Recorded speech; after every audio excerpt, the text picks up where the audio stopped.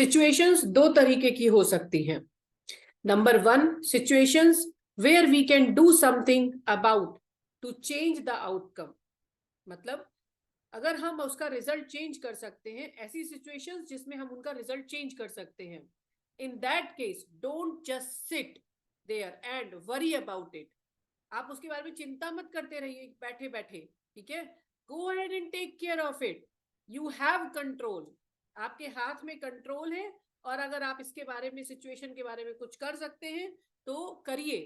Procrastination is the root cause of many successful episode. मतलब अगर आप कल पर टालते रहेंगे तो आपके दिमाग में चिंता, आपके दिमाग में वरी और स्ट्रेस बढ़ता रहेगा।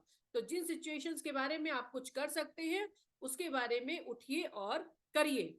लेकिन दूसरी तरह की सिचुएशंस होती हैं जिनके बारे में आप कुछ नहीं कर सकते हैं, जिनका कंट्रोल आपके हाथ में नहीं है।